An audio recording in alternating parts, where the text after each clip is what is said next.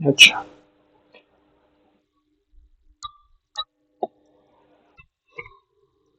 अच्छा, अब हमने अभी तक जो चीजें की है ना, उसमें हमने ये किया है कि हमारे पास वोल्टेज का ग्राफ था और हमने करंट के ग्राफ निकाले हैं। फिर या तो हमारे पास करंट का ग्राफ था और हमने वोल्टेज के ग्राफ निकाले, ऐसे ही है। अब वो वोल्टेज कहाँ से आई और वो करंट कहाँ से आई, ये चीजें अब हमने देखनी है। अच्छा, कैपेसिटर की मैं वोल्टेज में इंटरेस्टेड हूँ और इंडक्टर की मैं करंट में इंटरेस्टेड हूँ, ठीक है। मैं ये चाहता हूँ कि कैपेसिटर की मैं वोल्टेज निकालूं, आरसी सर्किट में कैपेसिटर की वोल्टेज मुझे पता लग जाए, और इंडक्टर में आर एल सर्किट में मुझे इंडक्टर की करंट पता लग जाए, तो मैं इसमें इंटरेस्टेड हूँ। अब इसी में तो बहुत आसान था कि V is equal to I R और वो सारी बातें, ठीक है। लेकिन यहाँ पर से कुछ ठीक है। अब ये आरसी सर्किट है, मैंने आपको बताया कि आरसी सर्किट के मैं वोल्टेज में इंटरेस्टेड हूँ, क्योंकि वो वोल्टेज के जो ग्राफ्स आए हैं, अब हमने वो ग्राफ्स खुद निकालने हैं। हमें ये देखना है कि कैपेसिटर की वोल्टेज कैसे निकाली जाती है। अब ये V is equal to I R से ही निकलेगी, ठीक है। इसी तरह यहाँ पर ये I is equal to V by R से नहीं निकलेगी, जिस तरह ईसीए में निकलती होती थी, ठीक है। तो हम कैपेसिटर की वोल्टेज में इंटरेस्टेड है और हम इंडक्टर की करंट में इंटरेस्टेड है, और हम कुछ तरीका ढूंढते हैं कि हम इसको कैसे निकालें। स्क्रीन आपको सही नजर आ रही है? ठीक है। अब ये हमारे पास सर्किट है एक, और एक ये हमारे पास सर्किट है। हम छोटे से सर्किट में इसको निकालना सीखते हैं कि छोटे से सर्किट में ये कैसे निकलता है, ठीक है। ठीक है। और मकसद आपने याद रखना है कि मकसद क्या है, मकसद कैपेसिटर का वोल्टेज निकालना है और इंडक्टर का करंट निकालना है। अगर ये मैं छोटे से सर्किट में निकालना सीख गया, तो मुझे बाकी का भी समझ आ जाएगा ये कैसे निकाला जाता है, ठीक है। अब ये एक छोटा सा सर्किट है, इसके ऊपर मैं लगा लेता हूँ लूप एनालिसिस, ठीक है, या केवीएल लगा लेता हूँ सिंपल, ठीक है। अब केवीएल का ये रूल होता है कि voltage rise is equals to voltage drop, ठीक है। अब वी राइज का क्या मतलब है? वी राइज का मतलब ये है कि जो एरो मैंने बनाया, मैं ये ऐसे भी बना सकता हूँ, उल्टा भी बना सकता हूँ, मेरी अपनी मर्जी है, ठीक है। जो एरो मैंने बनाया है, उस एरो वो एरो बैटरी में से ऐसे निकल रहा है, या ये बैटरी के ऐसे अंदर जा रहा है। अगर तो ये प्लस में से देखो निकल रहा है, ये देखो ये एरो प्लस में से निकल रहा है, और ये एरो माइनस में से निकल रहा है, ये प्लस के अंदर जा रहा है, ये वाला।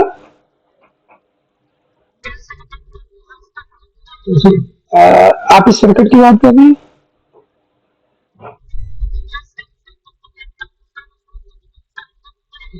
आपने नेगेटिव को नहीं देखना, आपने ये देखना है कि प्लस के वो अंदर जा रहा है या प्लस से वो बाहर जा रहा है।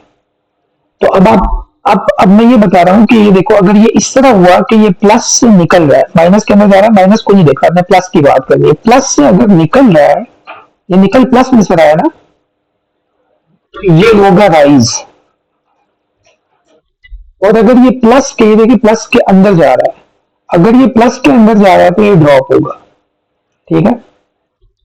और रेजिस्टेंस हमेशा ड्रॉप होती है, रेजिस्टेंस की वोल्टेज हमेशा ड्रॉप होती है, ठीक है। अच्छा, अब अब अगर मैं इसको गौर से देखूं, अच्छा दूसरी बात, कैपेसिटर, कैपेसिटर का प्लस उस जगह पे आएगा जिस जगह पे बैटरी का प्लस है। बैटरी का प्लस ऊपर है तो कैपेसिटर का प्लस भी ऊपर बनेगा। प्लस वाला टर्मिनल यहाँ कनेक्टेड है ना, और नीचे माइनस वाला कनेक्टेड है, तो इसका मतलब है कि कैपेसिटर ये ऐसे बन रहा है, और ये मेरा एरो जो मैंने घुमाया हुआ है, ये एरो ऐसे आ रहा है, ये देखो ये घूमता हुआ ये ऊपर से नीचे आ रहा है ना। तो अब आपने मुझे बताना है कि इसमें, इस सर्किट में ड्रॉप क्या है और राइज क्या है।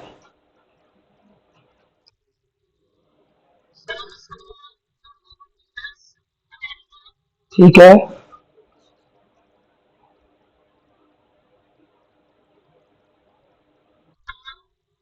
वी एस राइज है, और आगे क्या बोला, आवाज नहीं आई मुझे।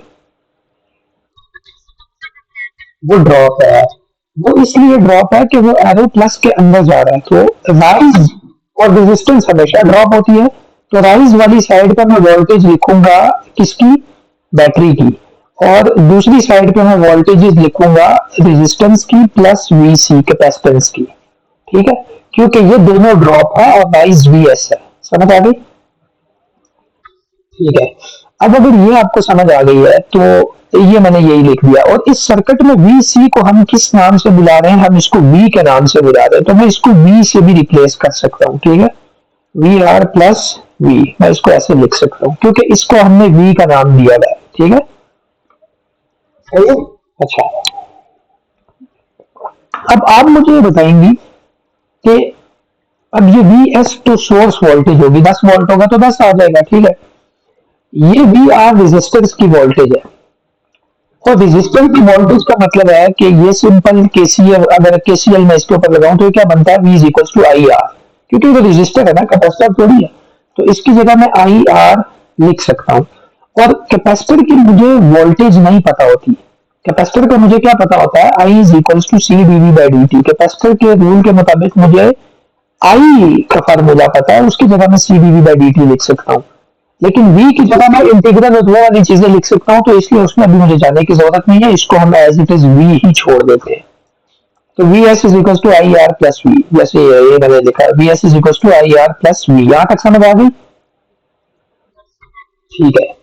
अब इन चारों चीजों को अगर मैं फर्दर सिंप्लीफाई करने की कोशिश करूं तो ये मुझे नहीं पता, ये मुझे पता होगा, ये मुझे पता होगा, ये तो वैल्यूज होंगी कुछ कांस्टेंट, और ये चीज क्या होगी, अब इस रेजिस्टर की करंट बेसिकली इस कैपेसिटर की करंट है, क्योंकि सर्किट में करंट तो पूरा एक ही है ना,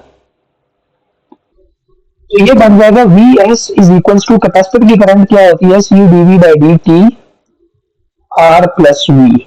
तो ये चीज क्या बन जाएगी, आर सी, ये आर सी इसमें से कॉमन ले लूंगा, DV by D T plus V, तो ये V S is equal to R C DV by D T plus we.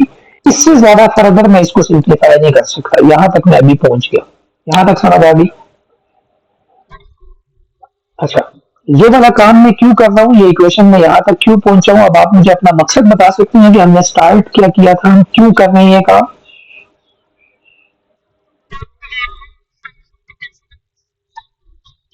ये हमें ये चीज चाहिए। ठीक है, तो इसका मतलब है कि इसमें से अगर मैंने वोल्टेज निकालनी होगी तो मुझे क्या करना है, मुझे V को एक साइड पे रखना है। तो मैं ये करूंगा ना, V is equals to V S minus C D V by D T R. जो चीज निकालते होते हैं उसको दूसरी साइड पे रखते होते हैं, ऐसे ही करते होते हैं ना, क्योंकि मुझे भी निकालना है। सही है, ठीक है, आगे चलते हैं। तो ये मैंने ऐसा बता दिया कि हम भी निकालना है तो हम इसको ऐसे कर सकते हैं। अभी हम यहाँ पर ब्रेक लगा लेते हैं, हम यहाँ तक पहुंच गए। ठीक है, अच्छा, अब इस सर्किट को देखते हैं, आर एल वाले को।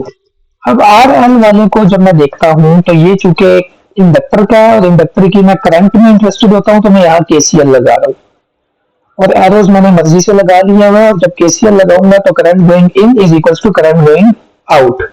तो इस नोड में इन कौन सा है, आई एस, और इस नोड में आउट कौन कौन सा है, एक रजिस्टर की करंट है और एक इंडक्टर की करंट है, तो I R plus I L is equal to I S. समझ आ गई? अच्छा, अब इंडक्टर का मुझे क्या पता होता है, सोर्स करंट तो है, ये तो होगा ही होगा। इंडक्टर का मुझे आई नहीं पता होता, इंडक्टर का मुझे v is equal to L D I by D T होता है, इंडक्टर का मुझे v पता होता है, तो इसका मतलब है कि मैं यहाँ कुछ नहीं पुट करूंगा, यहाँ मैं कुछ पुट कर सकता हूँ। I R is equal to, resistor है तो ईसीए के मुताबिक आई किसका इक्वल होता है, v बाय आर के, ऐसा ही है। तो ये v बाय आर हमने डाल दिया। अब यहां से फर्दर मैं इसको सिंप्लीफाई कर सकता हूँ या नहीं कर सकता? जी बिल्कुल कर सकता हूँ इसको सिंप्लीफाई। मैं इसको कैसे सिंप्लीफाई कर सकता हूँ, मैं इसको ऐसे सिंप्लीफाई कर सकता हूँ कि हमें पता है, मैं इसको थोड़ा सा जूम इन कर लूं, आई थिंक ये इतना इनफ है। ठीक है, मैं ये कह रहा हूं कि I S is equal to V by R plus I L है।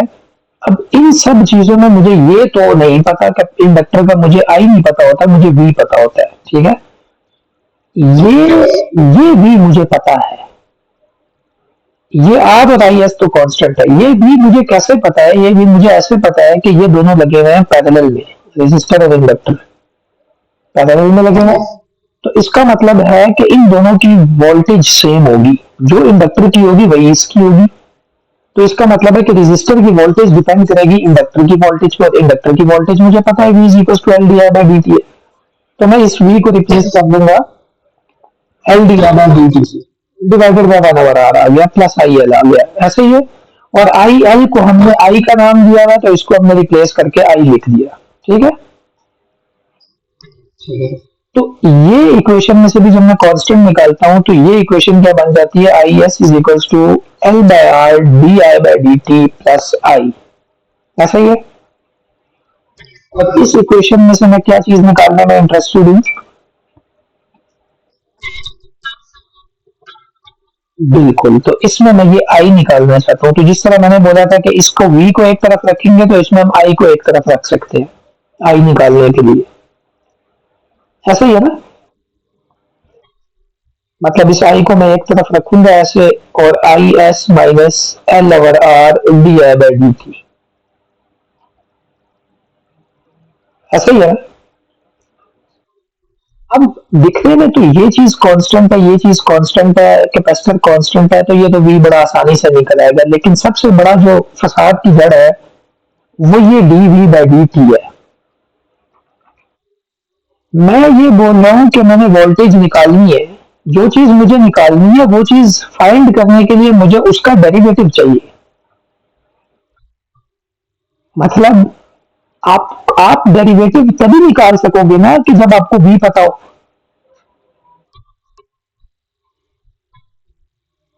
आप v निकालना चाहते हो, लेकिन v निकालने के लिए आपको v का डेरिवेटिव चाहिए, तो v का डेरिवेटिव मैं कैसे लूंगा अगर मुझे v नहीं पता। बात को समझ आ रही है। इसी तरह यहां मैं i निकालना चाहता हूं, और i निकालने के लिए मुझे i का डेरिवेटिव चाहिए, तो i मैं कैसे निकालूंगा, अगर मुझे i ही नहीं पता तो उसका डेरिवेटिव मैं कैसे लूंगा, समझ आई। तो यहां से हमारी असल टेंशन स्टार्ट होती है।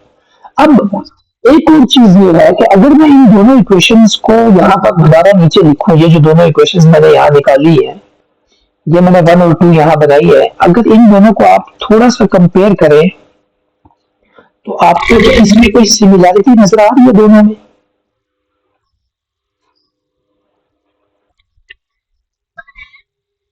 सिमिलैरिटी देखें, सिमिलैरिटी ये है कि ये इक्वेशंस बिल्कुल एक जैसी है। दोनों इक्वेशन में किस चीज का फर्क है, एक में वी एस है, दूसरे में क्या है आई एस। एक में वी है, दूसरे में क्या है आई। एक में आर सी है, दूसरे में क्या है एल बाय आर। ऐसा ही है, ऐसा ही है ना। और हम इसमें वी निकालना चाह रहे हैं और इसमें आई निकालना चाह रहे हैं, बिल्कुल ऐसा ही है। तो बजाय इसके कि मैं दोनों के ऊपर मैथ्स सारी करूं, आगे हमने बहुत बड़ी मैथ्स करनी है ये भी और आई निकालने के लिए, ठीक है। तो बजाय इसके कि मैं दोनों इक्वेशंस के ऊपर पूरी मैथ्स करूं, मैं क्या करता हूं, मैं इन दोनों से मिल के कोई एक इक्वेशन बना लेता हूं, उस पर पूरी मैथ्स कर लेता हूं, बाद में उनके वेरिएबल्स को इनसे रिप्लेस कर दूंगा। मतलब मैं क्या कह रहा हूं, मतलब मैं ये कह रहा हूं कि अच्छा ये कैपेसिटर है और ये इंडक्टर है, मतलब मैं ये कह रहा हूं कि instead of using V S I S मैं क्या करता हूं, मैं इनकी जगह यूज कर लेता हूं X. Instead of using V और आई मैं इनकी जगह यूज कर लेता हूं Y. Instead of using R C और एल ओवर आर मैं इनकी जगह यूज कर लेता हूं टाउ। इसको क्या बोलते हैं, इसको बोलते हैं टाउ, ठीक है। इससे होगा क्या, इससे ये होगा कि जब मैं पूरी मैथमेटिक्स कर लूंगा और जो जवाब एंड पे मेरे पास आएगा, उस जवाब में मैं एक्स की जगह अगर मुझे कैपेसिटर की वोल्टेज चाहिए तो मैं हर जगह पे वी एस वी और आर सी लिख लूंगा, उन तीनों वेरिएबल्स की जगह एक्स वाई और टाउ की जगह। और अगर मैं आर एल से टेस्ट कर रहा हुआ तो इन तीनों की जगह मैं ये तीन लिख दूंगा, मुझे दोनों के लिए पूरी मैथ्स नहीं करनी पड़ेगी, इजी है, ठीक है।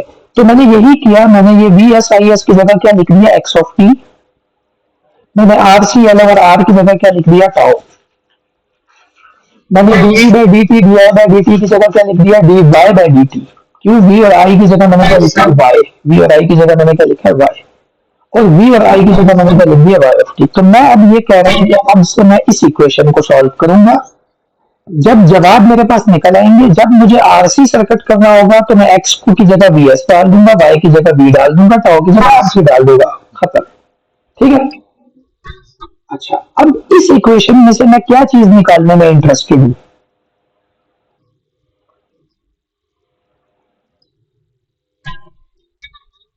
इसमें तो वी है ही नहीं, इसमें तो वाई है, एक्स है, टाउ है। इसमें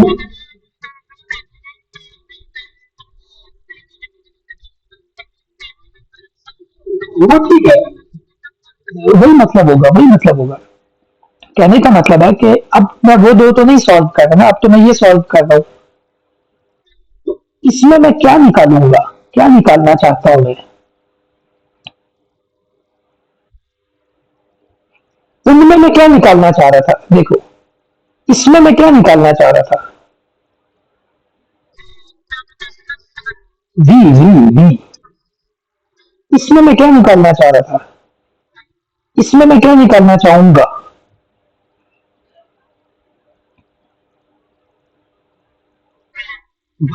एग्जैक्टली वाई। देखो, इंस्टेड ऑफ वी और आई ने को मैंने रिप्लेस किया वाई से।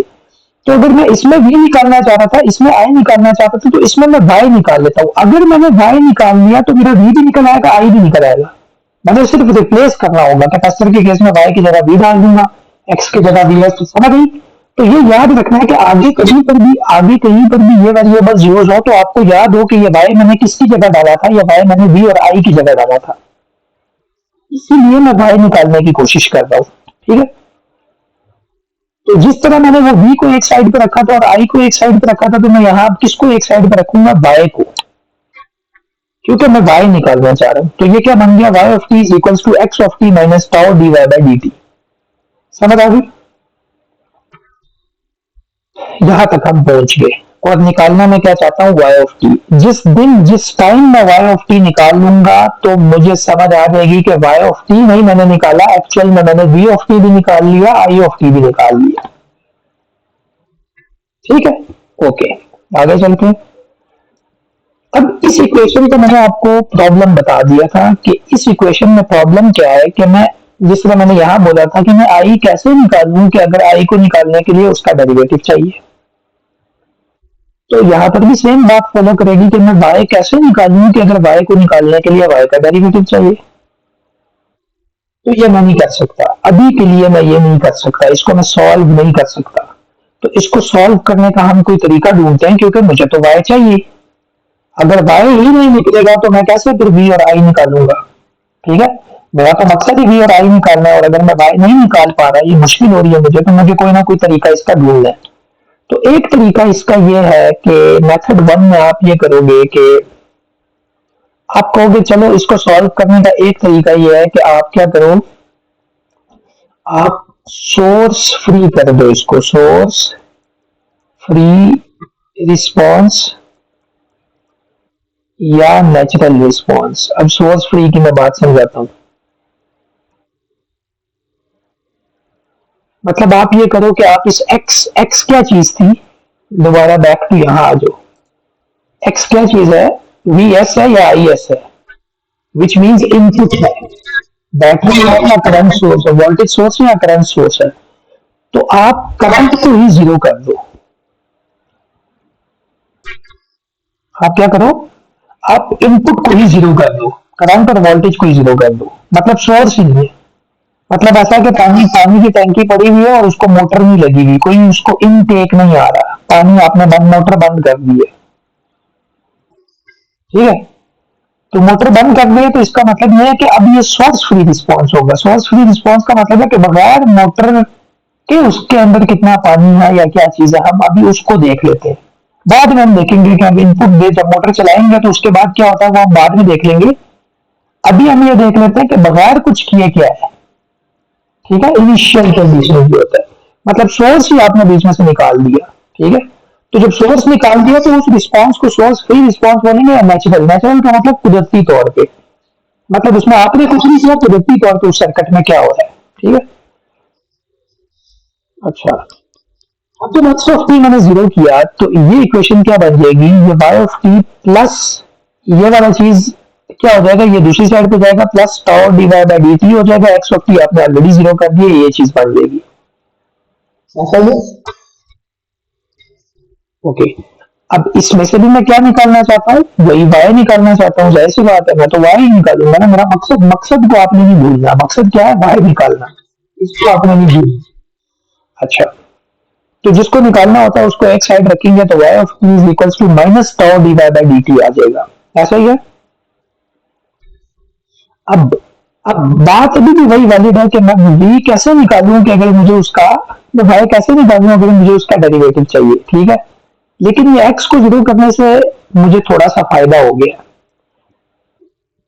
वो फायदा मुझे ये हुआ है कि इस इक्वेशन को अब आप समझने की कोशिश करें। इस इक्वेशन का क्या मतलब है? इस इक्वेशन का मतलब है कि y इक्वल है किसी कांस्टेंट के मल्टीप्लाई बाय अपने ही डेरिवेटिव के। ऐसा ही है ना। तो दुनिया में ऐसी कौन सी चीज होती है कि जो अपने ही डेरिवेटिव के इक्वल हो multiply by some constant?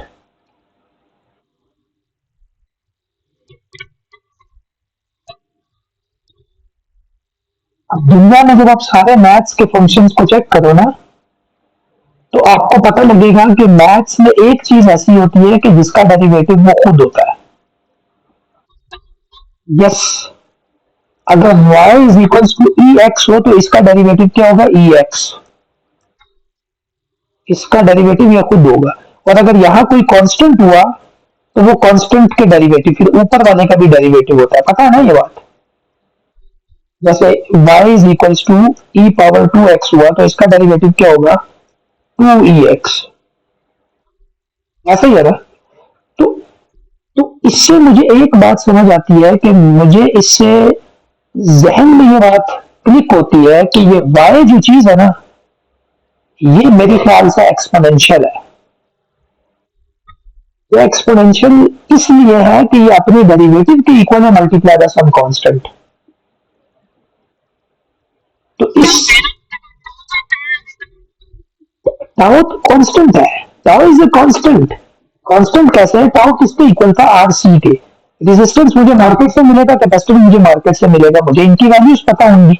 10 kilo ohm, 10 microfarad, या मल्टीप्लाई करेंगे एक नंबर आ जाएगा। ठीक है। तो इस बात से मुझे ये चीज क्लिक होती है कि y का मुझे y निकालना है ना। तो इससे मुझे ये समझ आ रहा है कि y मेरे ख्याल से एक्सपोनेंशियल है, इसी वजह से y अपने डेरिवेटिव के इक्वल है। इस इक्वेशन में y अपने डेरिवेटिव के इक्वल है ना।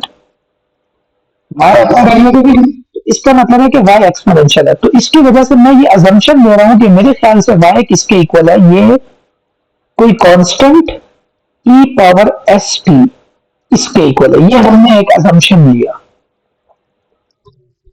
इस अजम्पशन से हम स्टार्ट लेंगे, ठीक है, इसको निकालने के लिए, ठीक है। अच्छा, अब हमने इससे स्टार्ट लिया, हमने कहा y of T is equal to A E S T है, ठीक है। ये किस बेस पे लिखा है, ये हमने अज्यूम किया है, ये इसका जवाब नहीं है। ये हमने अज्यूम किया है, और ये अज्यूम क्यों किया है, क्योंकि y अपनी डेरिवेटिव के इक्वल है, वो ये इक्वेशन बोल रही है कि अपने डेरिवेटिव के इक्वल है मल्टीप्लाई बाय सम कांस्टेंट, ठीक है। अच्छा, अब अगर हम कह रहे हैं कि y इक्वल है ए ई एस टी के, तो अब मुझे ये बताओ कि हम y निकालना चाह रहे थे ना, मकसद यही है ना y निकालना, ठीक है। क्या इस इक्वेशन से y निकल आया? इस चीज में क्या क्या अननोन्स है?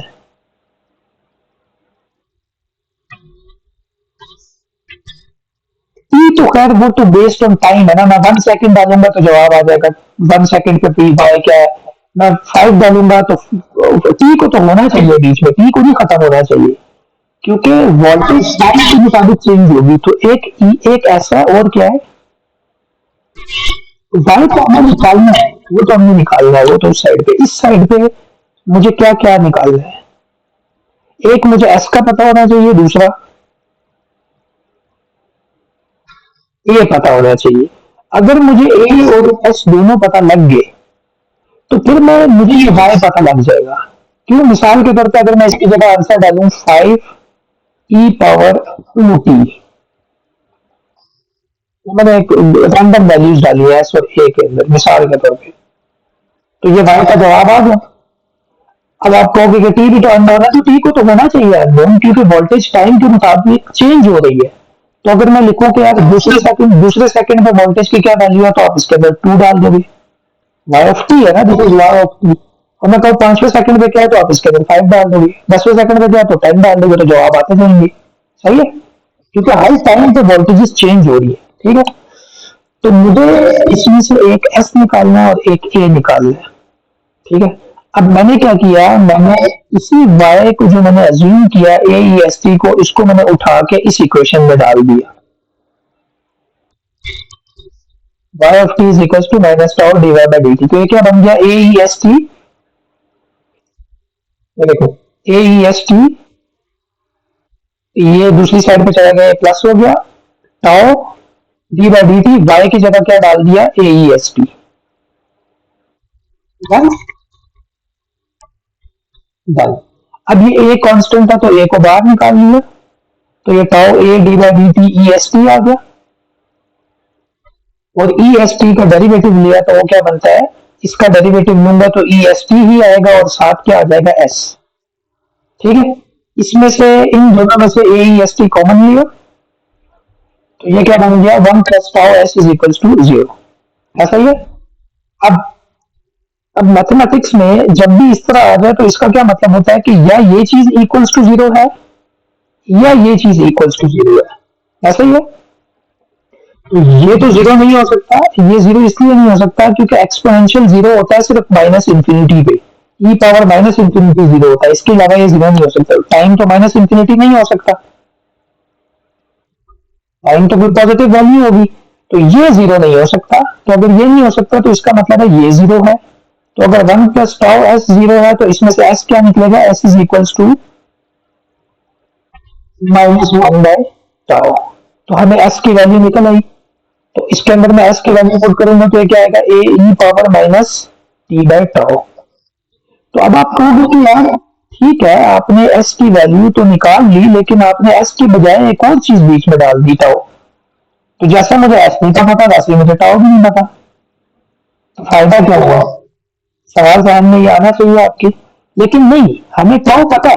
टाउ किस चीज के इक्वल है, कैपेसिटर के केस में टाउ इक्वल है आर सी के, इंडक्टर के केस में टाउ इक्वल है एल ओवर आर के। तो ये तो मुझे वैल्यूज पता होंगी जो मैंने सर्किट में डाली है, मुझे रजिस्टर भी पता होगा, मुझे कैपेसिटर भी पता होगा, इसी तरह मुझे इंडक्टर की भी वैल्यू पता होगी, मुझे रजिस्टर की भी पता होगी।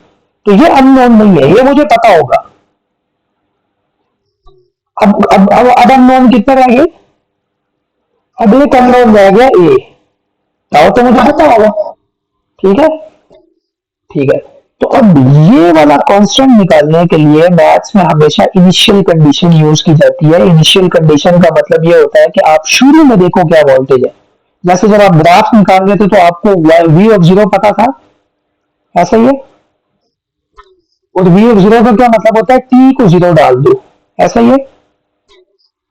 तो यहाँ पर इनिशियल कंडीशन निकालने के लिए मुझे क्या करना पड़ेगा, वाई ऑफ 0, टी को 0 डाल दो, is equals to A E power T को 0 डाल दो। तो वाई ऑफ 0 किसके इक्वल आ गया, ए के। तो ए किसके इक्वल आ गया, वाई ऑफ 0 के।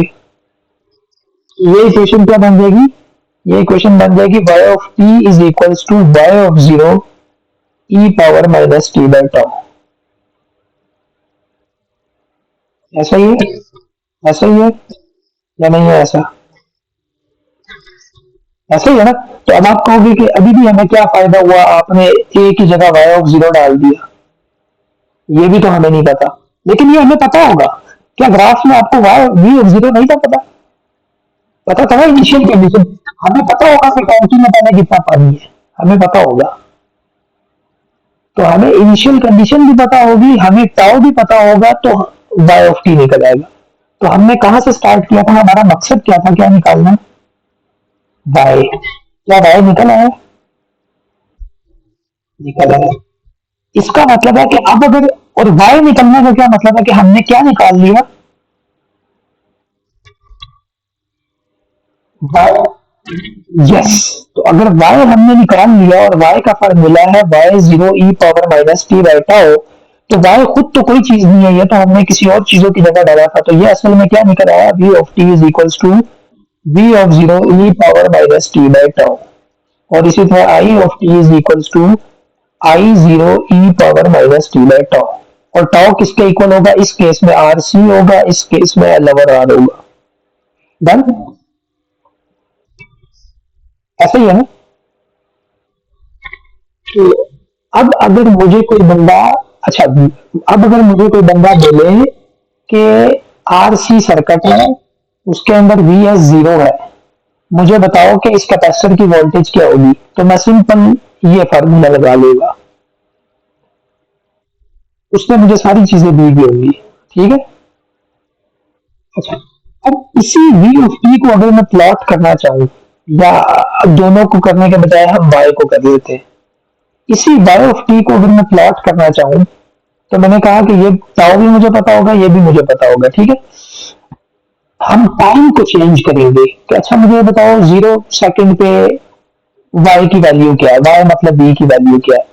अच्छा तो मुझे बताओ 2 सेकंड बाद क्या है, ये इसकी एग्जांपल यही है कि बाइक चल रहा है और मैं आपसे कहूं कि दूसरे सेकंड में बताओ कि स्पीड क्या है, चौथे सेकंड में बताओ स्पीड बाइक की क्या है, तो मैं टी की जगह वैल्यूज डालता रहूंगा टाइम की, मुझे वैल्यूज पता लगती रहेंगी स्पीड की, या यहाँ पर वोल्टेज की। ठीक है।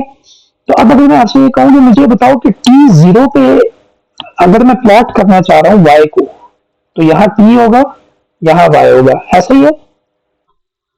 तो मैं अगर आपसे पूछूं तो टी अगर जीरो हो तो मुझे बताओ वाई की वैल्यू क्या होगी, तो आप टी में जीरो डाल दोगे, तो टी में जीरो डालोगे तो वाई ऑफ टी किसके इक्वल आ जाएगा, वाई ऑफ टी, टी में जीरो डाला तो वाई ऑफ जीरो किसके इक्वल आ जाएगा, वाई ऑफ जीरो बन जाएगा, जाहिर सी बात है। ये चीज तो ई जीरो हो तो खत्म हो जाएगा, तो वाई, तो इसका मतलब है कि इस पे ये वैल्यू क्या होगी, वाई जीरो। ये देखो वाई जीरो। ठीक है। इसी तरह अगर टी में वैल्यूज में आगे 1 2 3 ऐसे डालता जाऊंगा तो ये वैल्यूज कम होंगी। ये जब आपके पास नंबर्स मौजूद होंगे ना और आप वैल्यूज डालेंगे तो आपको पता लगेगा कि ये वैल्यूज कम होगी। ठीक है। या आहिस्ता आहिस्ता कम होती जाएगी, जैसे जैसे टी इंक्रीज होता जाएगा ये चीज कम होता जाएगा। ठीक है। और ये make sense, it make sense, it make sense क्यों, क्योंकि सोर्स फ्री रिस्पॉन्स है। अगर टैंकी में मोटर चल नहीं रही लेकिन पानी उसमें से निकलता जा रहा है, नीचे नलका खुला है, तो ऑब्वियस सी बात है आहिस्ता आहिस्ता कम होते होते होते एक टाइम पे टैंकी खाली हो जाएगी।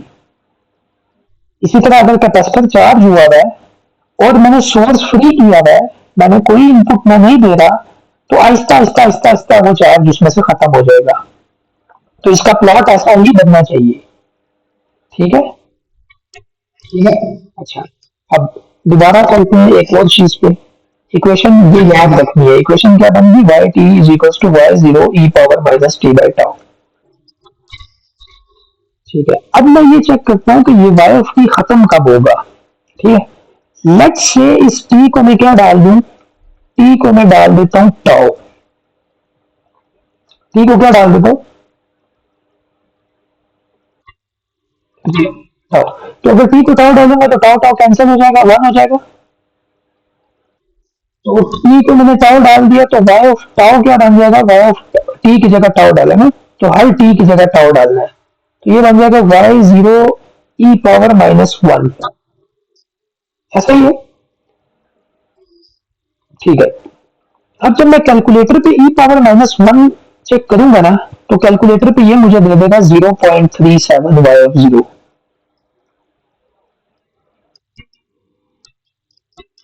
Y of tau is equals to 0.37 Y of zero. अब ये बात का क्या मतलब है, इस बात का क्या मतलब है, इस बात का ये मतलब है कि अगर शुरू में वोल्टेज वाई जीरो था, लेट सपोज 10 वोल्ट था, तो टाउ टाइम के बाद T is equals to tau, tau let suppose है 1 सेकेंड, लेट सपोज टाउ क्या है 1 सेकेंड, तो 1 सेकेंड बाद, शुरू में क्या था 10, तो 1 सेकेंड बाद वाई क्या बन जाएगा, 10 मल्टीप्लाई 0.37, तो ये क्या बन जाएगा 3.7 वोल्ट। कोई समझ आ रही है कि नहीं? अब मतलब ये है कि एक टैंकी है जिसमें 10 लीटर पानी है, सोर्स नहीं लगा हुआ, नल का कॉन्टिन्यूसली उसका खुला हुआ है, और मैं आपसे पूछूं कि टाउ टाइम, टाउ मतलब टाउ एग्जांपल ले लो 1 के इक्वल है, मैं आपसे पूछूं कि 1 सेकंड बाद मुझे बताओ टैंकी में कितना पानी रह जाएगा, तो आप ऑब्वियसली कम हो रहा है, तो वो कितना रह जाएगा, एग्जैक्ट वैल्यू निकल आइए कितना। अगर पहले 10 लीटर था तो अब 3.7 लीटर बच गया उसके अंदर। कितनी देर बाद, कितनी देर बाद, टाउ देर बाद। टाउ है क्या चीज, आरसी, वो तो आपको पता होगा, ठीक है। इसी तरह अगर मैं आपसे कहूं कि अच्छा ठीक है ये मुझे पता लग गया, मुझे ये बताओ अगर टी की जगह मैं 2 टाउ डाल दूं, मतलब y ऑफ 2 टाउ, तो मुझे इस टी की जगह 2 टाउ डालना पड़ेगा, तो टाउ टाउ कैंसिल हो जाएगा, तो ये क्या बन जाएगा, y0 e⁻−2।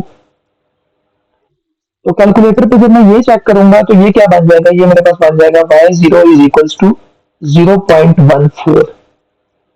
तो अगर शुरू में 10 लीटर था तो अभी कितना बच गया, 1.4 वोल्ट, मतलब 2 टाव बाद ये कितना बन जाएगा, 1.4। इसी तरह इसी तरह इसी तरह 3 टाव बाद कितना बच जाएगा, तकरीबन, हाँ, 5% या तकरीबन 0.5 वोल्ट, ऐसे ही है ना। अगर शुरू में 10 था, ये तो एक एग्जांपल से मैं समझा रहा हूँ आपको। इसी तरह अगर -4 हो जाए तो कितना परसेंट बच जाएगा, सिर्फ 2% बच जाएगा, 0.2 होगा, 0.02, ठीक है। 0.02 मल्टीप्लाई बाय, अगर शुरू में 10 है तो मल्टीप्लाई बाय 10 करूंगा तो 0.2 वोल्ट बच जाएगा, मतलब अगर शुरू में 10 वोल्ट था तो 4 टाओ के बाद कितना वोल्ट बच जाएगा, सिर्फ 0.2 वोल्ट। इसी तरह 5 टाओ बाद कितना बच जाएगा, सिर्फ 0.07 वोल्ट। तो इस बात से मुझे क्या बात समझ आती है, इस बात से मुझे ये बात समझ आती है कि तकरीबन 5 टाओ के बाद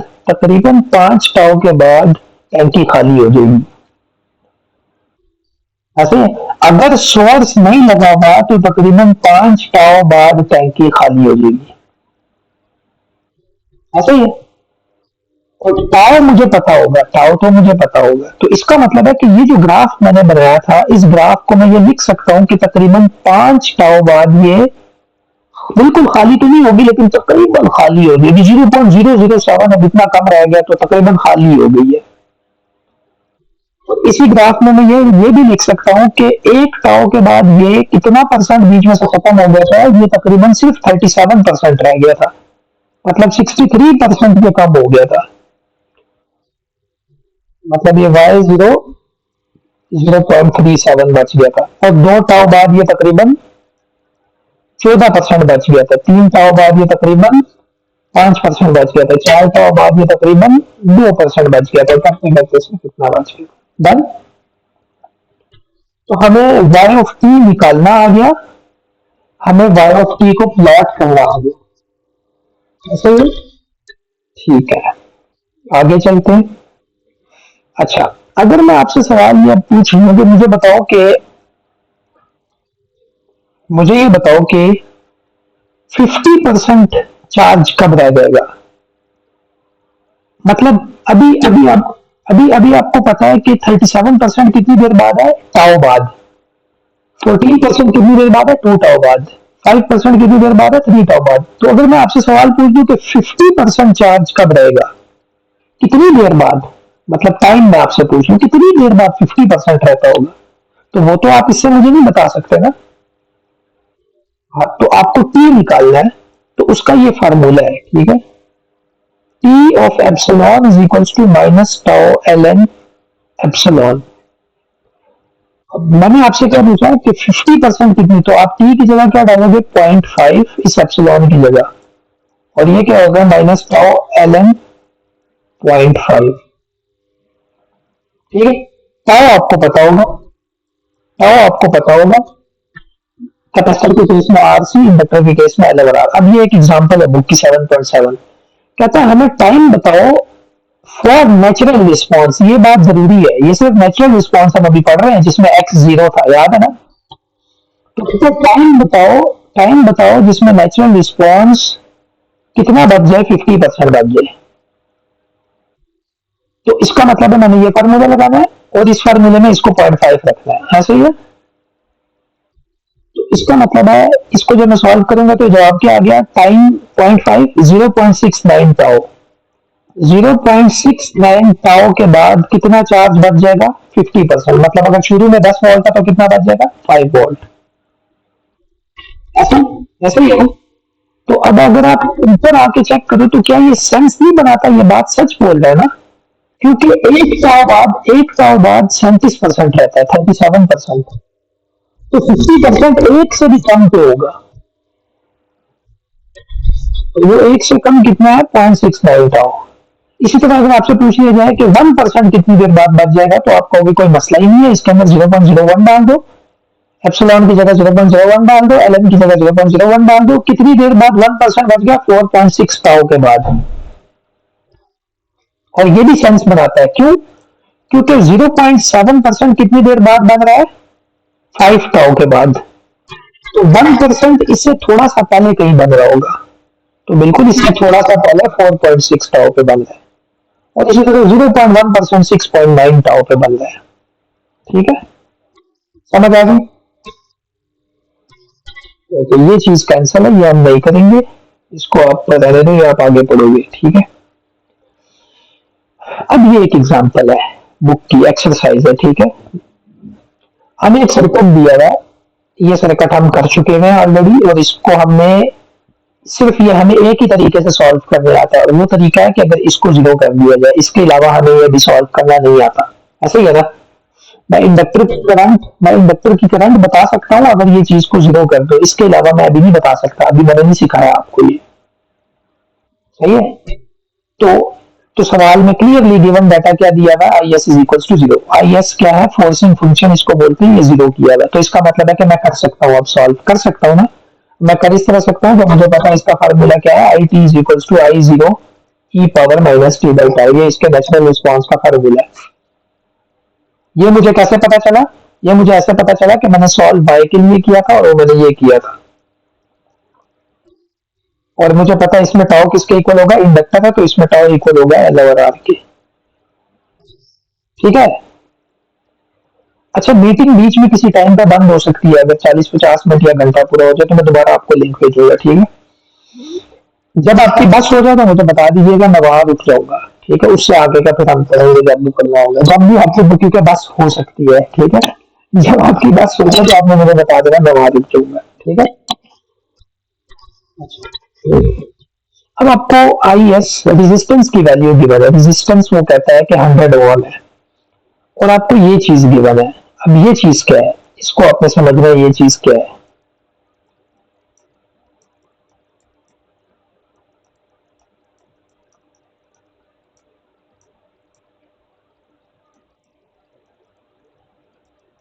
क्या मैं इसको ऐसे लिख सकता हूं,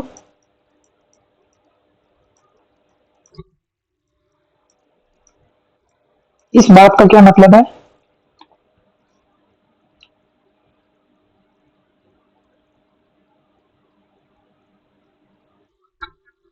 इनिशियल वैल्यू मल्टीप्लाई बाय 0.5। ये देखो, क्या ऐसी कोई चीज हमने यहां नहीं देखी?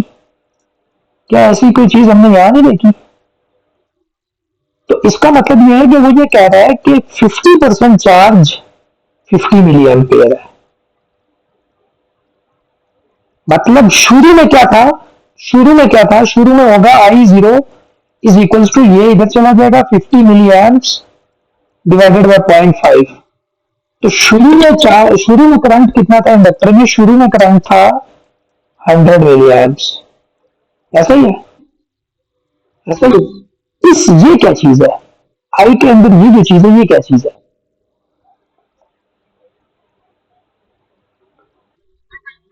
नहीं, याद रखना है कि ये आई के अंदर जो चीज होती है, ये देखो, ये अंदर चीज क्या होती है, ये टाइम होता है। उसने ये बोला है, जी जी, उसने उसने उसने बोला है कि जब टाइम 173.3 माइक्रो सेकंड पे पहुंचा तो करंट कितना बच गया, जितना वो शुरू में था उसका आधा बच गया। समझ आई? शुरू में कितना था, शुरू में 100 मिली एम्प्स था, लेकिन जब टाइम इतना पे पहुंचा, जीरो से लेके जब टाइम इतना माइक्रो सेकंड, जैसे मैं आपको एग्जांपल दे रहा था ना कि बाइक स्टार्ट हुआ, पहले सेकंड पे कितनी स्पीड है, दूसरे सेकंड पे कितनी है, तीसरी पे पहले सेकंड पे 3.7 लीटर पानी बच गया, इतना बच गया, इतना बच गया। तो वो यही बता रहा है कि जो टाइम इतने सेकंड पे पहुंचा, ये इसके ब्रैकेट में हमेशा टी होता है, याद रखना ये टाइम है। जब टाइम इतने माइक्रो सेकंड पे पहुंचा तो करंट कितना बच गया, शुरू में जितना था उसका आधा बच गया। इसका मतलब ये है कि ये आधा बच गया और 50% इसका मतलब है डिके हो गया है। तो एक फार्मूला हमने पढ़ा था अभी, T epsilon is equals to minus tau L N epsilon, minus tau L N epsilon. इसका मतलब ये है कि T.5 is equals to minus tau L N 0.5। अब सवाल ये है कि ये क्या चीज है।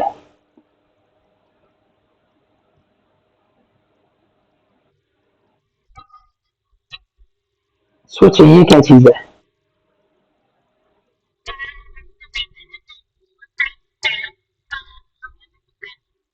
कितनी देर बाद मतलब पहुंच रहा है 0.5 पे, ये हम इस फार्मूले से हम ये निकालते हैं ना कि 50% कितनी देर बाद हो रहा है।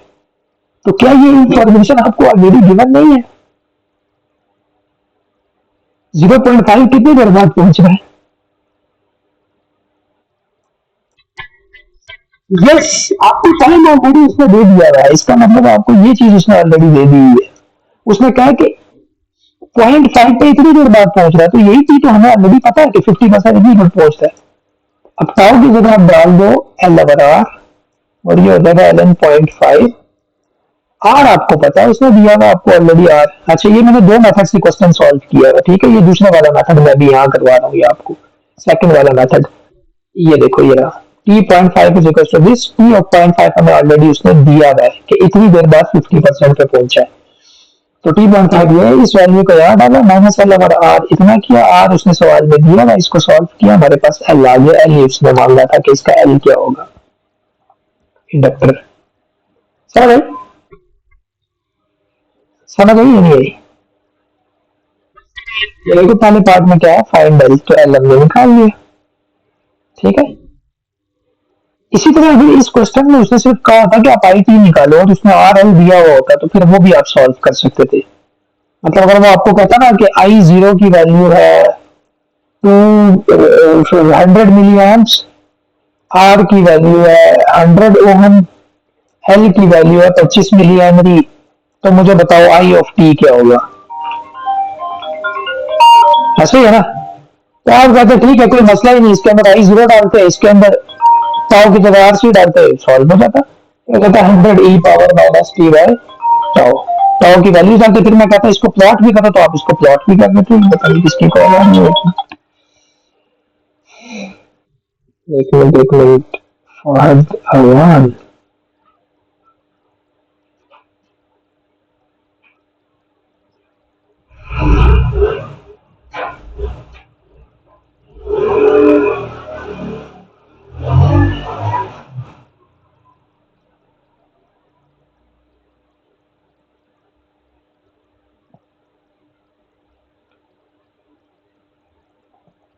जी आवाज आ रही है मेरी? ठीक है।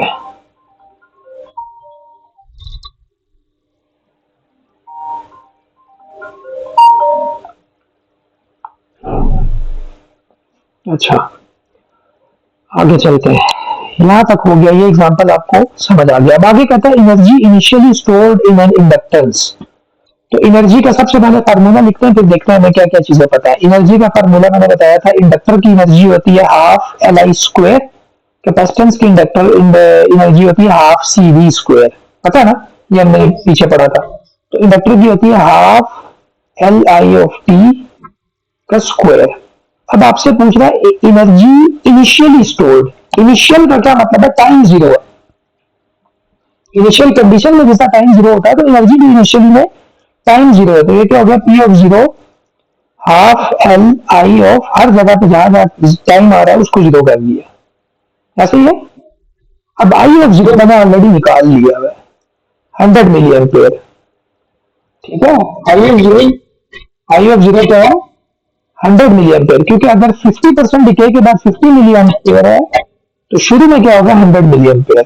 तो आई ऑफ जीरो मुझे पता है, तो मैं क्या करूंगा? हाफ एल की जगह, एल मैंने अभी पार्ट वन में निकाला है, 25 मिली डाल दूंगा। आई जीरो की जगह मैं क्या डाल दूंगा? आई जीरो की जगह मैं डाल दूंगा 100 मिली एम्प, और इसका स्क्वायर ले लूंगा तो मेरे पास इनिशियल एनर्जी आ जाएगी। समझ आ गई?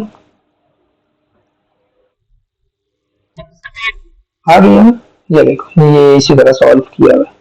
आई जीरो निकाला, उसके बाद वैल्यू डाली, इनिशियल एनर्जी आ गई कि शुरू में एनर्जी ये थी। और अगर मैं आपसे कहूं कि मुझे ये बताओ कि टाइम जब 173.3 माइक्रो था तो तब एनर्जी क्या है, तो फिर आपको टी की जगह ये डालना पड़ेगा, हर टी की जगह। और फिर आपको वो वाली वैल्यू चाहिए। फिर आप यहाँ पर भी क्या होगा? आई 173.3, तो आई 173.3 भी आपको सवाल में पता ही है, 50 मिली एम्प। तो फिर आप इसको क्या डालोगे? 100 के बजाय क्या डालोगे? 50 डालोगे। समझे? इसीलिए मैं आपसे कहूँ कि टाइम जब 20 माइक्रो सेकंड था तो तब क्या थी, तो फिर आपको वो हर जगह पे 20 डालना पड़ेगा और देखना पड़ेगा कौन कौन सी वैल्यूज आपको गिवन होगी आपको वैल्यूज। सही है? आगे चलते हैं। ये इसका पार्ट बी भी हो गया। ठीक है, यहां तक हमें एक चीज समझ आ गई। वो चीज हमें यह समझ आ गई कि जब एक्स जीरो हो तो सर्कस को कैसे सॉल्व किया जाता है। डन? डन? आगे चलते हैं। नेक्स्ट है नेक्स्ट है हम दोबारा अपनी उस जगह पे चलते हैं। हमने कहां से स्टार्ट लिया था? हमने स्टार्ट लिया था जहां पर हमारी बस होगी थी और हम रुक गए थे। वो ये जगह थी, y of T is equals to X of E minus tau D Y by T. ये जगह थी ना जहां हमारी बस होगी थी। हमने कहा था यार इसको जीरो करूंगा तो कुछ होगा वरना कुछ नहीं होगा, सोर्स फ्री हमने देखा है। ठीक है, अब हम कहते हैं कि नहीं, इसको जीरो किए बगैर भी ये चीज हम सॉल्व कर सकते हैं। तो हम क्या कहेंगे? अब हम कोई रास्ता ढूंढेंगे, क्योंकि हमें ये तो समझ आ गया कि जब मोटर नहीं चल रही थी तो कैसे वोल्टेजेस निकालते हैं कि कितनी देर बाद कितना पानी बच जाएगा, कितनी देर बाद क्या बच जाएगा, लेकिन अगर चल रही होगी तो तब कैसे बताऊंगा? अब हमने ये देखना है। ठीक है, ये देखने के लिए इसको मैं जीरो नहीं करूंगा। तो इसको जीरो नहीं करूंगा तो मेरा मसला अभी वही वाला है कि यार इसको सॉल्व करने के लिए इसका डेरिवेटिव भी चाहिए। ठीक है? ठीक है, अब यहां से आगे कुछ मैथ्स है, मतलब इसको सॉल्व करने का हमने कुछ तरीका मैथमेटिकली मैथमेटिशियंस ने निकाला है।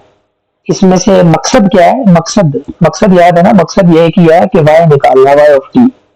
तो मैथमेटिशियंस ने इनको सॉल्व करके इसमें से वाई ऑफ टी निकालने की कोशिश की है। और कोशिश करने का मतलब है कि वाई ऑफ टी की कोई ऐसी इक्वेशन बन जाए कि जिसमें ये वाली चीज ना हो, सिर्फ वैल्यूज पुट कर रही है। जैसे हमने वाई ऑफ टी की एक इक्वेशन निकाली, Y zero E power minus T बैठा, और उसके अंदर फिर वो डेरिवेटिव वाली चीज नहीं थी। ऐसे ही है ना? तो हम इसी तरह इस एक्स के होते हुए वाई की कोई ऐसी इक्वेशन निकालना चाहते हैं कि जिसमें वो गड़बड़ ना हो, बस वैल्यूज डालूं और मुझे वाई ऑफ टी निकल आए। तो ये पूरी एक डेरिवेशन हुई है जो तो मैंने क्लास में भी निकलवाई। ठीक है, लेकिन आप इसको चेक करेंगे तो आपको समझ आ जाएगा। मतलब ये हमने स्टार्ट कैसे किया? मल्टीप्लाई किया, one over tau E power minus T by tau, दोनों तरफ पे इस साइड इस चीज को मल्टीप्लाई किया। दोनों तरफ पे इस चीज को जब मल्टीप्लाई किया तो फिर हमें पता चला कि अच्छा यार ये वाली जो टोटल चीज है ये तो इक्वल है प्रोडक्ट रूल के। अगर इसका डेरिवेटिव ऐसे ले लूं तो ये वाली चीज बनती है, तो हमने इन दोनों की जगह ये चीज डाल दी। फिर इस तरह ये पूरी मैथ्स ली हुई है। ठीक है, ये मैथ्स है। ठीक है, फिर जब इसको हमने डेरिवेट किया तो फिर हमने इस साइड पे डी बाई डी टी बन गया, तो हमने कहा इसको खत्म करने के लिए दोनों साइड पे इंटीग्रल ले लेते हैं। ठीक है, फिर जब दोनों साइड पे इंटीग्रल किया, इस पूरी मैथमेटिक्स को सॉल्व किया। मैंने क्लास में नहीं कराई किसी को भी। ठीक है, लेकिन ये आप देख लीजिएगा, आपको पता होना चाहिए कि कैसे हम जवाब तक पहुंचे। कर करके हम इस जवाब पे पहुंच गए। क्या जवाब आ गया? y of t is equals to y zero e power minus T by tau plus one over tau. अब इस चीज में आपको क्या क्या चीजें, अब इसमें से वो वाली गड़बड़ खत्म हो गई है ना, डेरिवेटिव वाली। अच्छा, दूसरा, इस चीज को अगर मैं थोड़ा सा गौर से देखूं तो ये चीज क्या है?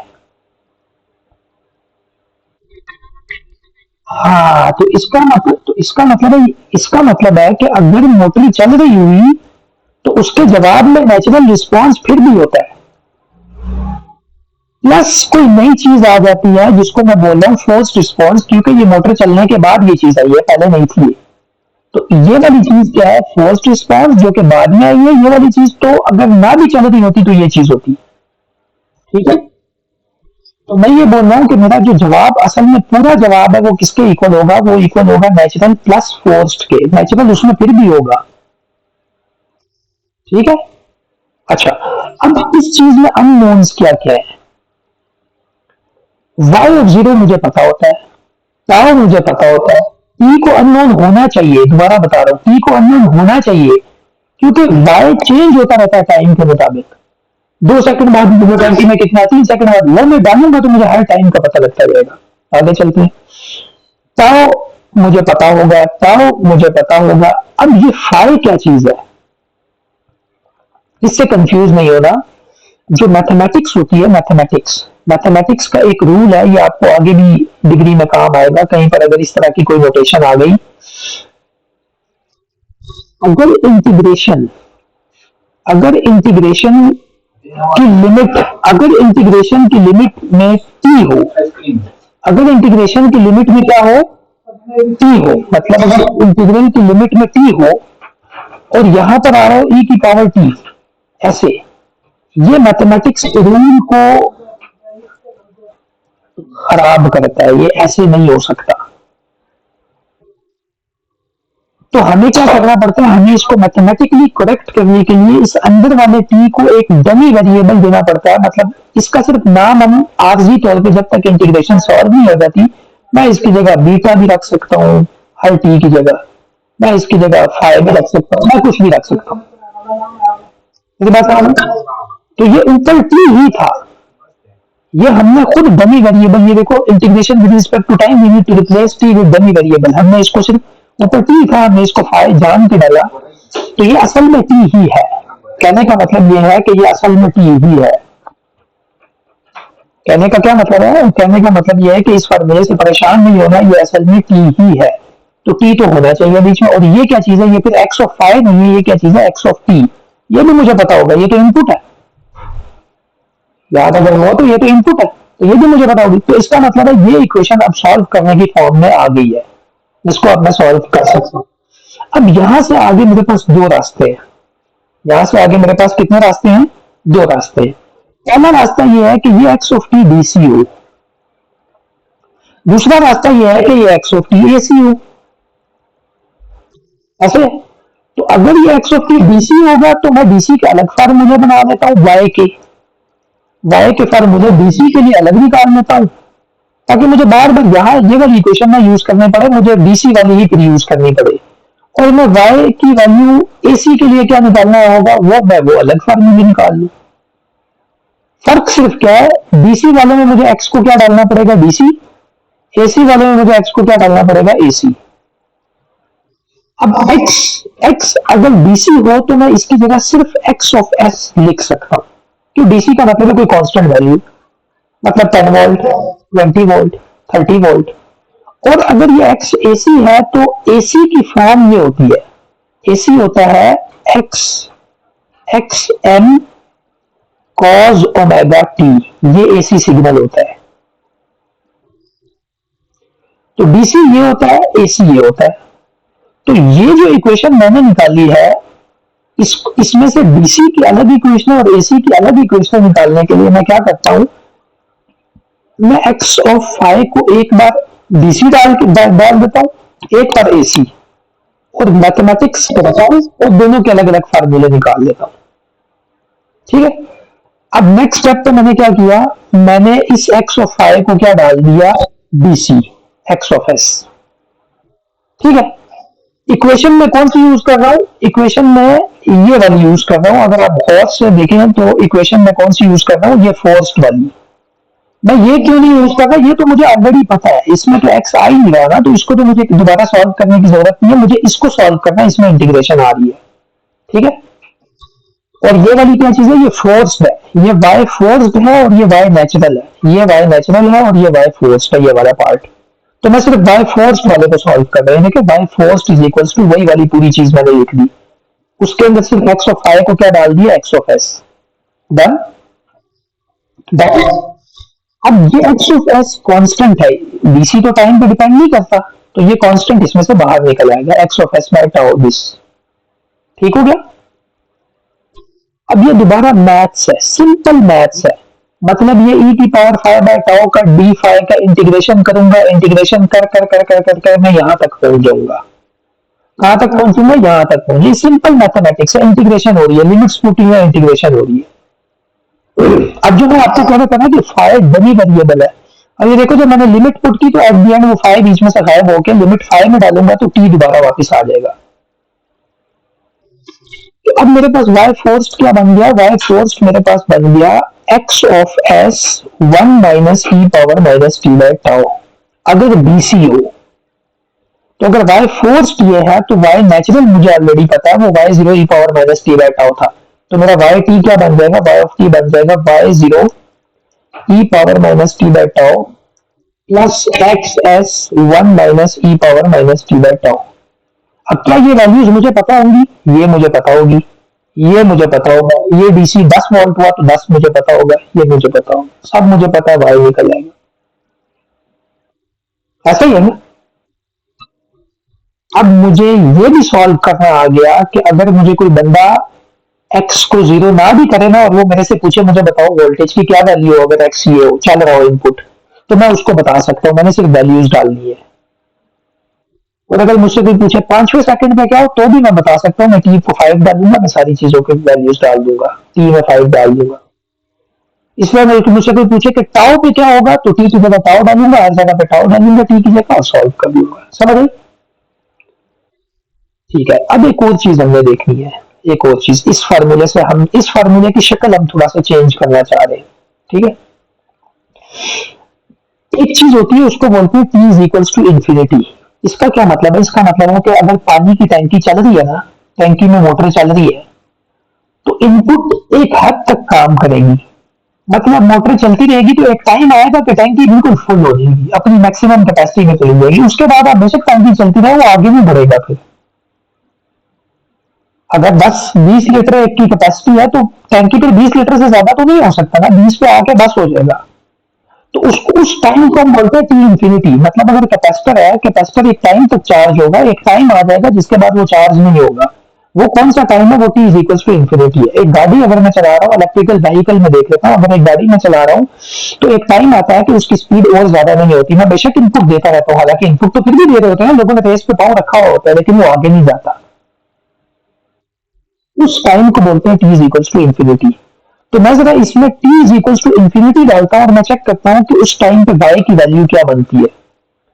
तो y is equal to T की जगह मैं इंफिनिटी डाल रहा हूं, y 0 E power minus infinity by tau plus X S 1 minus E power minus infinity by tau.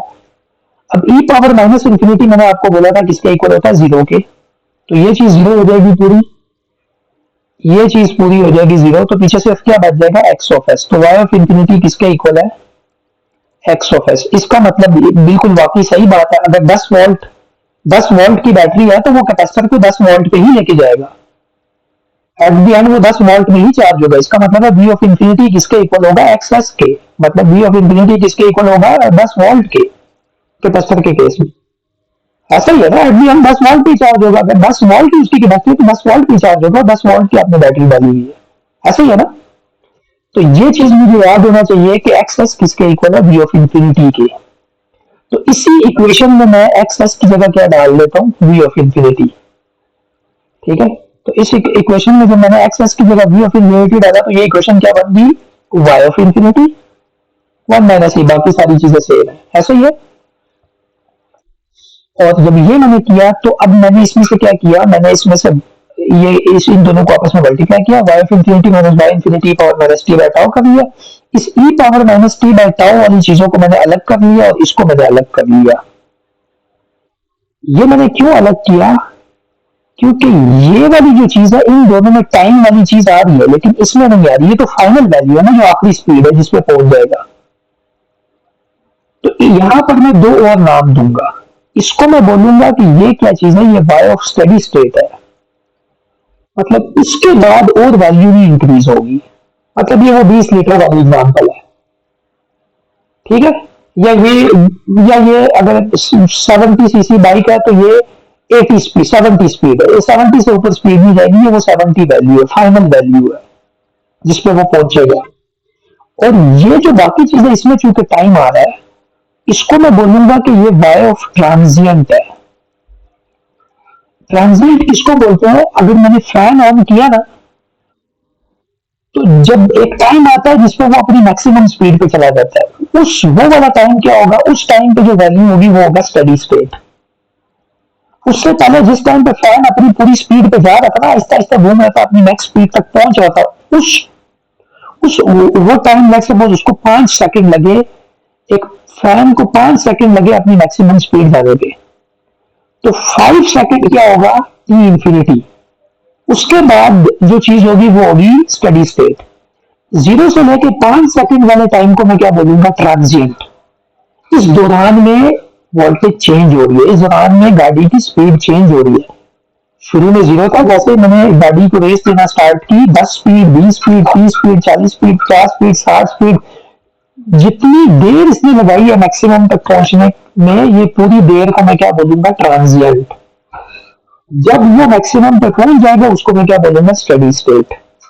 तो मुझे 4 चीजें आ गई, और मुझे 4 चीजें पेपर के हिसाब से पता होनी चाहिए। वाई नेचुरल, डीसी का वाई नेचुरल क्या होता है? Y zero E power minus T by tau.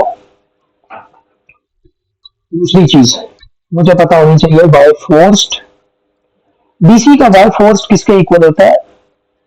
इसके वाई इंफिनिटी 1 - e⁻ या इसकी जगह मैं डीसी के केस में एक्स एस भी लिख सकता हूं।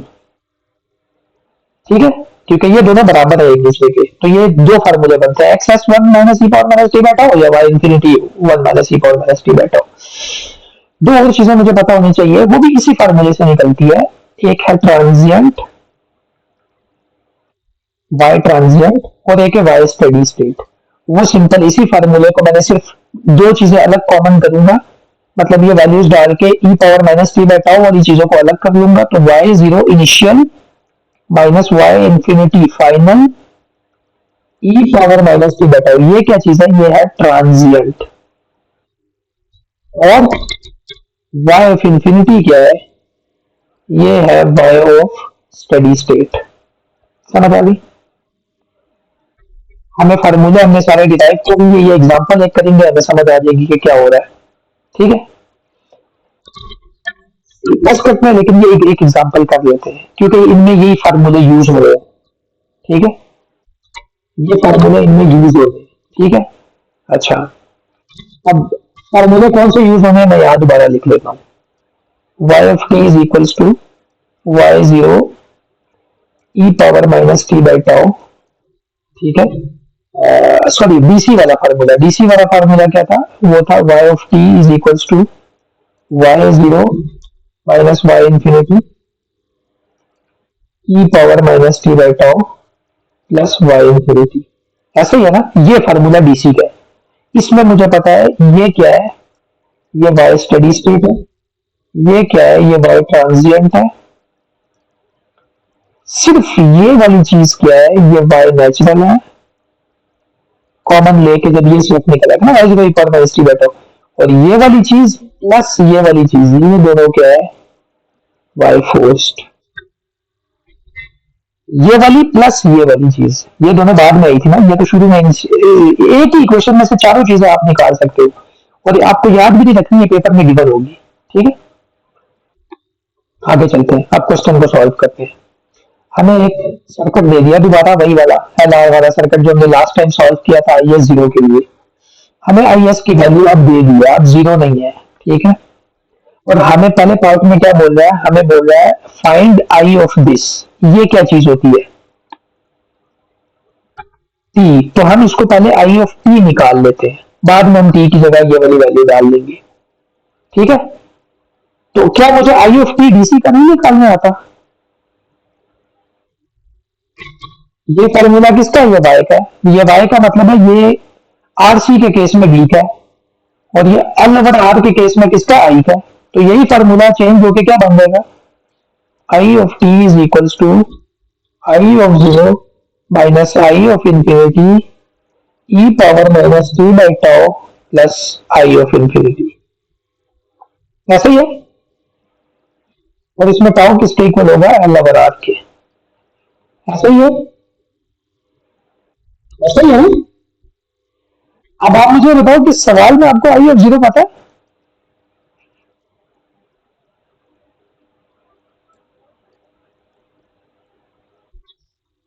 अब आप मुझे बताओ सवाल में आपको आई ऑफ इंफिनिटी पता है?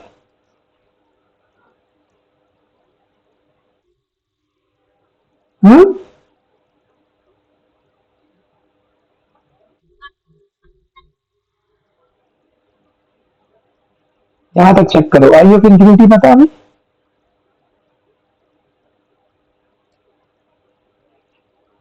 अगर याद हो तो हमने क्या निकाला था?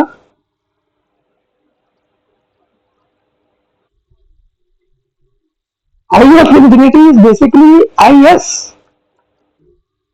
I of infinity is equal to I S. RC के केस में V of infinity is equal to V S, genetically Y of infinity is equal to X S. तो हमें ये भी पता है, हमें ये भी पता है, हमें टाउ पता है अलग आर, हमें टाउ भी पता है, हमें ये भी पता है। तो क्या मुझे सिर्फ पेपर वाले दिन वैल्यूज पुट करना नहीं आती होंगी?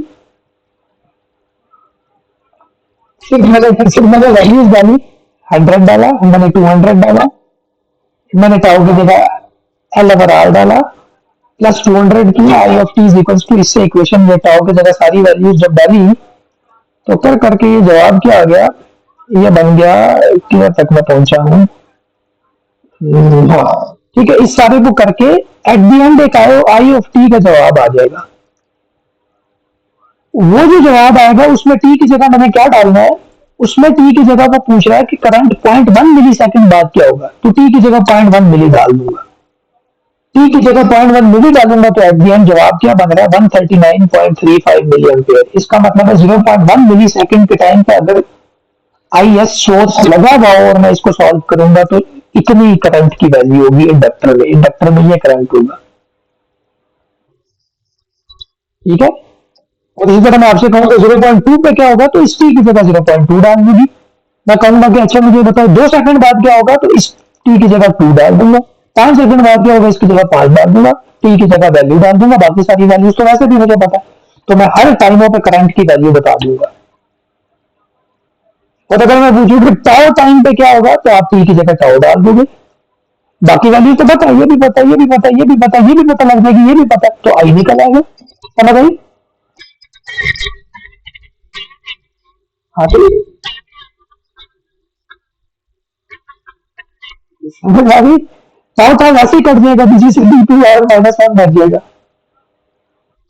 हाँ, और दूसरी मजे की बात यह है कि टी की जगह टाउ डाल दूं तो मुझे सॉल्व करने की भी जरूरत नहीं है, क्योंकि इनिशियली क्या है, इनिशियली 100 मिली एम्प्स है।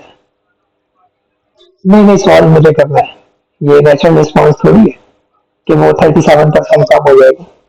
ये इन फार्मूले में वैल्यूज डालूंगा, टी की जगह टाउ डालूंगा तो ये कैंसिल हो जाएगा, बाकी वैल्यूज भी तो है। समझ आई? ये सॉल्व मतलब सिंपल वैल्यूज पुट करना है। ठीक है, यहाँ तक हम कर लिए, और ये भी वैसे तो बेहतर ये है कि ये भी कर लो, सिर्फ 4 पेज आएगा टोटल, ये भी खत्म करो एक दफा, क्योंकि कल हमने इससे आगे जाना है। टोटल 4 पेज, ठीक है, और ये भी वैल्यूज पुट करना ही है। मैथ्स तो मैंने करानी है, किसी तरह का फॉर्मूला निकले, वरना दोबारा आपको रिवाइज करवाना पड़ेगा। इस चैप्टर से एक ही दफा जांच हो जाएगी। ये देखो, अब दूसरा केस क्या था कि अगर एक्स ऑफ टी क्या हो, एसी हो, तो हम दोबारा उसी जगह पे चले जाते हैं जहां तक हम पहुंचे थे। हम कहां पर पहुंचे थे, जहां हमने डीसी की वैल्यू डाली थी, हम यहां पहुंचे थे। यहां पर हमने कहा था कि ये एक्स एसी भी हो सकता है, डीसी भी हो सकता है। तो इसकी जगह अब मैं इस वाई फोर्स की जगह अब मैं इसकी जगह एसी डालता हूं, नीचे जाता हूं, ये देखो, ये वही वाई फोर्स वाला फॉर्मूला है, और इसमें मैंने इस एक्स ऑफ फाइव की जगह क्या डाल दिया, डीसी डाल दिया, X of M cos omega five. ठीक हो गया? अब ये इंटीग्रेशन थोड़ी सी मुश्किल है क्योंकि ये भी टाइम पे डिपेंड करता है, ये भी टाइम पे डिपेंड करता है। अगेन ये दोबारा मैथ्स हुई हुई है जो कि मैंने क्लास में नहीं करवाई। इसमें से एक्स ऑफ एम के बीसी है, ये तो बाहर निकल जाएगा, इन दोनों की इंटीग्रेशन होगी। करते करते जब ये पूरा सॉल्व होगी ना, ये लंबी चाहे मैथ्स, तो मकसद एंड पे क्या था, वाई निकालना। तो ये फार्मूला बन जाता है, ये आपको पेपर में गिवन होगा। वाई फोर्स्ड ये बन गया। अब वाई फोर्स्ड ये बन गया तो वाई टोटल क्या बनेगा, वाई टोटल बन जाएगा Y of 0 E power minus T by tau, again initial Y natural plus Y forced ये पूरी चीज, ये पूरी चीज। ठीक है, बात हम फार्मूला, ऐसे फार्मूले को देख के डरना नहीं है, ये सिर्फ एक फार्मूला है बस, ये आपको गिवन होगा। तो ये Y natural plus Y forced, ऐसा ही है ना, Y natural plus Y forced. ठीक है, अच्छा अब ये जो पूरी चीज है इसको मैंने यहां लिखा है, देखो ये पूरी वाई फोर्स्ड हो गई और ये वाई नेचुरल हो गया, ये इसका फार्मूला आ गया, ये इसका फार्मूला आ गया। ठीक है, ये वाई ऑफ टी इसका फार्मूला आ गया, दैट्स इट।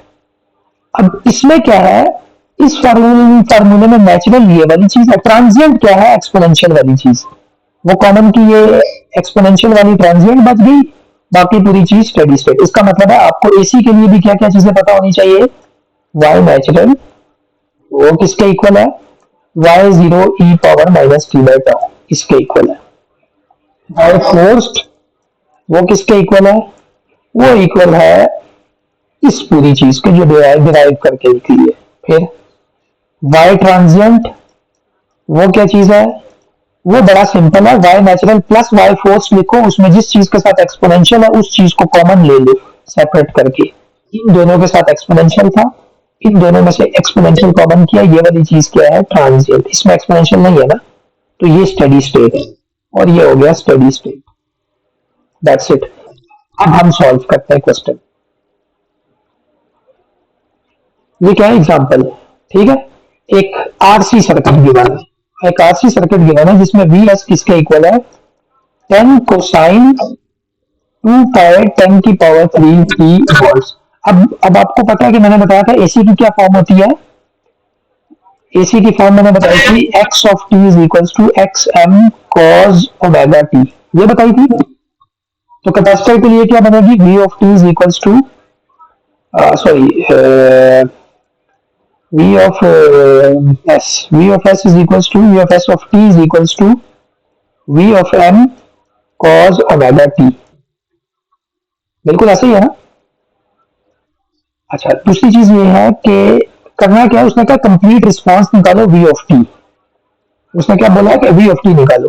तो ये जो पूरा फार्मूला ये y ऑफ t के लिए, तो ये v ऑफ t के लिए क्या बन जाएगा, ये बन जाएगा v of 0 minus V of M 1 plus omega tau, tau का मतलब R C E power minus T by tau plus V M 1 plus omega tau का square cos omega T minus tan inverse omega tau.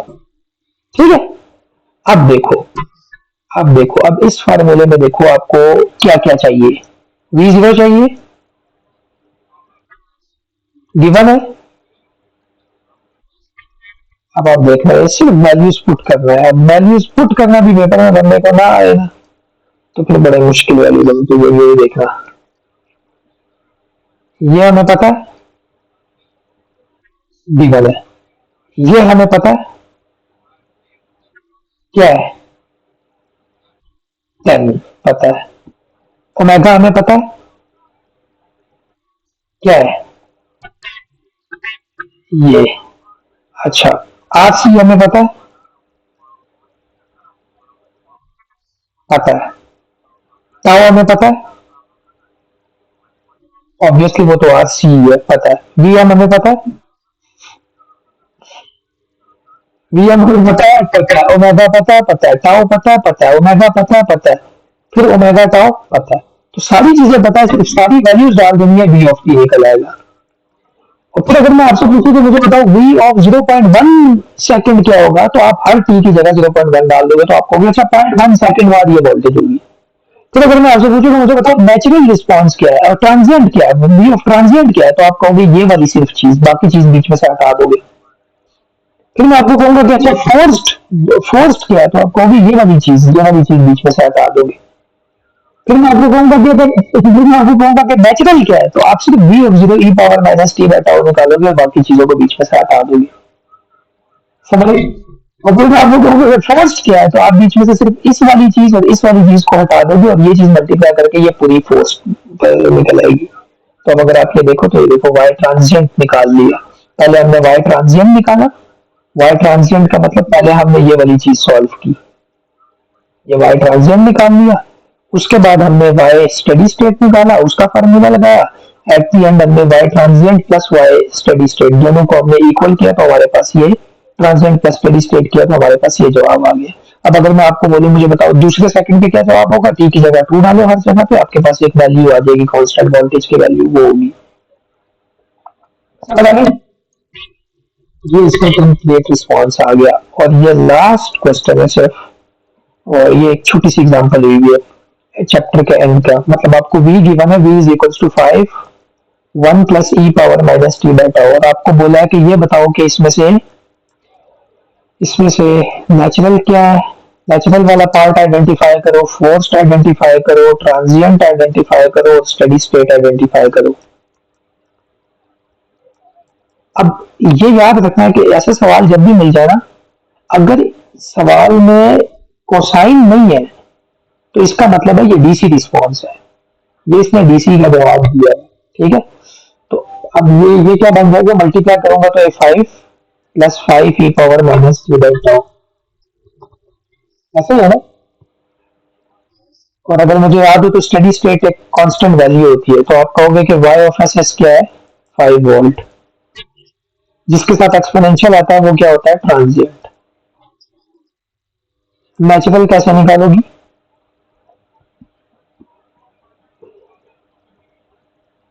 अब natural होता है Y zero E power minus 3 by tau, ये हमारे पास natural होता है। ठीक है, और ये हमारे पास नेचुरल होता है। फार्मूला हमारे पास क्या था, पहले हम फार्मूला लिख लेते हैं, V of T is equals to V zero minus V infinity E power minus T by tau plus V infinity. ठीक है, अच्छा अब ये हमारे पास क्या है, ये हमारे पास स्टेडी स्टेट है और ये हमारे पास ट्रांजिएंट है। ठीक है, तो हमने स्टेडी स्टेट और ट्रांजिएंट तो निकाल लिया, निकालना नेचुरल और फोर्स्ड है। तो नेचुरल हमारे पास क्या होता है, नेचुरल हमारे पास होता है V zero E power minus T by tau, और सेपरेट अगर इसको मैं कर लूँ तो ये बनता है plus V infinity minus V infinity E power minus T by tau. तो ये पूरी चीज मेरे पास क्या है, फोर्स्ड, और ये पूरी चीज मेरे पास क्या है, नेचुरल। ठीक है, ये नहीं होता। ठीक है, अब अब हमने क्या करना है, ये थोड़ा सा कंफ्यूजिंग है, मैं उस दिन भी, हाँ एक मिनट। ठीक है, ट्रांजिएंट, ट्रांजिएंट मैंने निकाल लिया है ना, ट्रांजिएंट क्या है, ट्रांजिएंट ये है 5 E power minus T by tau, यही है ना। तो ट्रांजिएंट इक्वल है 5 E power minus T by tau के, और ट्रांजिएंट का फार्मूला क्या होता है, V zero minus V infinity E power minus T by tau. ये और ये कैंसिल हो गया। ठीक है, वी इंफिनिटी क्या होता है, वी इंफिनिटी स्टेडी स्टेट होता है, वो तो स्टेडी स्टेट होता है ना, वो भी मैं निकाल चुका हूँ, वो क्या है 5 5। तो ये क्या बन जाएगा, 5 is equals to V zero minus 5। तो वी जीरो किसके इक्वल आ गया, 10 के। तो नेचुरल अब क्या होता है, V zero E power minus T by tau, तो आप कहोगे वी नेचुरल किसके इक्वल है, 10 E power minus T by tau. और फिर वी फोर्स किसके इक्वल है, वो इसके इक्वल है। तो वी ऑफ इंफिनिटी क्या है, 5। तो 5 minus 5 E power minus T by tau, 5 common ले लिया तो 1 minus E power minus T by tau. Done, that's